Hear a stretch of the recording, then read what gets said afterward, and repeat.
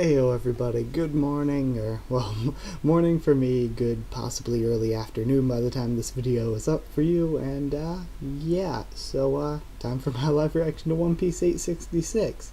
So let's get into it. This one's called Natural Born Destroyer, and I'm pretty certain we're still getting Big Mom's flashback here, so possibly it's something to do with that disease they called it, where she just gets mad whenever she wants a certain food and rampages, in which case I can't see it being that sympathetic, because that's not really the kind of thing I can sympathize with. It's kind of just sort of selfish. But either way, let's actually not jump to conclusions and read the thing. And we of course have the Cavendish story arc continuing. Short-term focus title page serials part 23. That's got to be a mistake in translation. It should be just part 3. Part 23. Oh, it's the 23rd. I'm an idiot. The 23rd cover arc. Dropping in on the lives of the Straw Hat Pirates fleet. Volume 3, Cavendish, Prince of the Bourgeois Kingdom, is so popular that not a single woman in the country is married. Oh gosh. So he was a legit prince then. Oh, so maybe he'll be at Reverie. That could make sense. I like this this fan art. I usually don't stop for this, but I actually like this, of everybody in their all the male characters in their gang outfits. I like that. Okay, moving along. There haven't been many lately, but there are a lot this week. Alright, here we are. Flashback time. Sorry, eyebrow witches. This is the island where that most famous race of giants, the warriors of Elbaf, live. A long time ago, Big Mom was. Where are we? Charlotte Linlin, 5 years old, and she's huge. Where are Mommy and the others going? Daddy's got some work around here, Linlin. Will you be a good girl and wait for me? Aw, I want to go too. In exchange, we'll let you eat as many candies from your knapsack as you want. Yes, we will. What? All of them? Then I'll wait. I'm waiting. Is this gonna be a thing where her parents just ditch her? No, Linlin. Quit crying already. She caused so many casualties. It's a miracle we were able to get away with just sending her out of the country. We can't deal with that child. The Holy Mother, they say, resides in these lands, will surely save Linlin. We're setting off now. We can't stay in these dangerous waters for long. And that guy with the bottle kind of looks like he might be a younger, Giberson. Oh well. Whoa, there's so many huge fish here. This is weird. They're so late. I'm hungry. Papa, Mama. One can scarcely speak of Elbaf without mentioning that. Some 100 years ago, the giant warriors that terrorized the world, the giant soldiers' pirate crew, suddenly lost their 2 captains. It's a legend, and we see Dory and Brogy again. Not long after, having lost their leader, several stragglers of the crew let down their guard, and were captured by the Marines as they stood at the gallows. A wandering, beautiful woman of the cloth appeared. Her name was Sister Caramel. Stop! For the heavens cry for peace. And she's smoking a cigarette all the while. The heavens? The hell are you on about?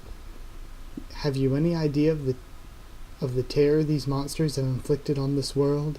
All the more reason, why do you not see it? At that very moment, dark clouds covered the sky. If you kill these men, the warriors of Elbaf will yet again take up arms. They will swear revenge against humanity. Forgive their sins. I will lead them unto a world where the many peoples of this earth can join hands and smile together as one.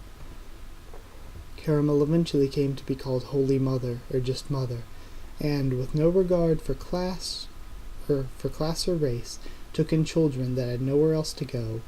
She opened a home called the Lamb's House. And on the island the giants call home Elbaf, she devoted her life to building of a bridge of friendship between man and giant. You'll be okay now, Lin. Come be friends with all of us until your mother and father come back. They ain't coming back, idiot. They dumped you here like a load of garbage, say all the other kids. Mother Caramel, 30 years old, or 80 years old, okay, makes more sense, 80 years old, and the children of the Lamb's house. 37 years since that day, the Lamb's house. Everyone here's a bit unique, but unique enough for their parents not to want them. You should be able to befriend them in no time. That's interesting. Trying to see if we could recognize. Is that a little panda man in the back? But either way, trying to see if any of the other orphans were people we were supposed to know. Can't tell from just this, but possibly. Okay, thanks. I'm so hungry. You're freaking huge. Are you a giant or something? Well, let's have some food then. A prince driven out of his country by riots and revolutions. Children forced into near slavery by poverty. Problem children recalcitrant beyond even the patience of their parents. Here these young ones could live amongst the giants, unfettered by status or lineage. A new girl. But above all, Lin, who had spent her whole life being bigger than everyone around her, first saw in Elbaf the people, houses, and scenery that seemed made for her size. It was an indescribably comforting feeling. Why? And she's crying. Oh no, what's the matter, Lin? Mother, you know, Mr. Bear and Mr. Wolf were fighting in the forest, and because it's not good to fight, I decided I needed to make them be friends, so I put them in the same cage. But that silly Mr. Bear ate Mr. Wolf, and because he was being bad, I gave Mr. Bear a spanky. It looks like Mr. Bear is thinking hard about what he did wrong. How many times did you spank him? Just once. And then Mother Caramel thinks she instantly killed it. You wanted both of them to be friends, didn't you? She says, smiling like in the portrait. You're such a kind girl, Lin. Yes, she says, smiling. Of all the people Lin had met in her life, this was the first that actually understood her. I saw it. Lin killed that bear in one hit. She's crazy. Did you hear? She got in a huge fight with Ari. Apparently there was a mosquito on him, so she tried to smack it. She broke a bunch of his bones. What are you doing, Lin? Gah, save me, Mother, one of the kids is screaming.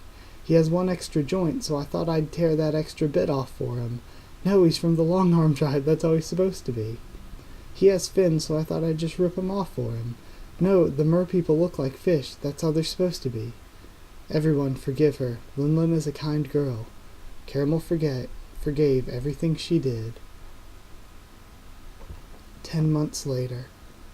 It's nearing 40 years. Have you ever heard of that? Or have you ever heard of a duel that takes that long? And then we see the giants talk. Oh. Hold on. Those guys look familiar. Are they the guys from, They look like they might be the guys from, what was it? NES Lobby. The one on the right and the one on the left.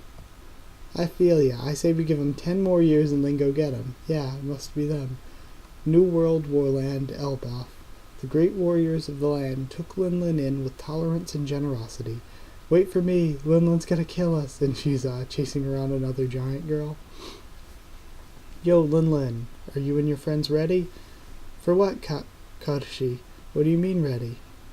Ah, isn't this your first time, Lin? In Elbaf, until the Winter Solstice Festival, we fast for 12 days.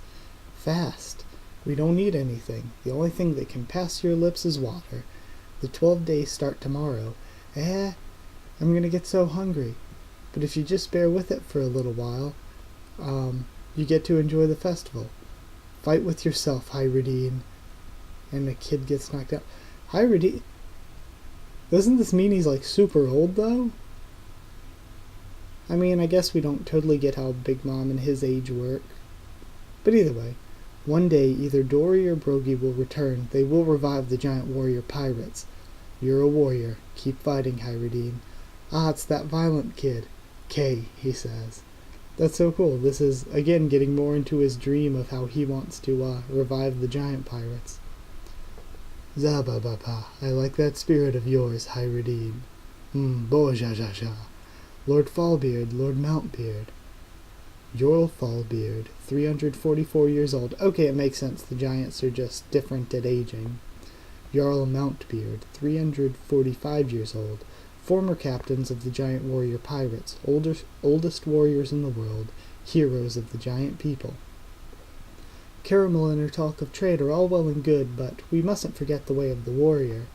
Lord Jarl, says Hyrudine. They're so cool. All the giant folk respect those two warriors. Why are the two of you here in town today? We've come to call the children of the town. It's time to eat semla. Good to see you here, Linlin. Semla. It's a sweet and super delicious dessert. Right before the fast, we eat semla to get in our nutrients. Are we going to eat it now, that sweet dessert? They stuff the sweet dough made with marzipan with whipped cream and cover the top with powdered sugar. It's our final treat before the fast. Okay. For Prince Loki, who was just born the other day in the castle, and for Rolled Gold and Bog. Yay, semla. Okay, so now again we're getting Prince Loki was just born, and that's the one that, what's-her-face, Lola was supposed to marry. We thank the sun, praise the sun. We thank the sun for the growth of our children. Yummy. Elbaf is so cool. I really like seeing this. We've got plenty, so eat up. Sweet. It's so good. I'm so happy. It's delicious, delicious, yummy. Wait, oi, Linlin, you can't eat them at that speed. We're not going to have enough to go around.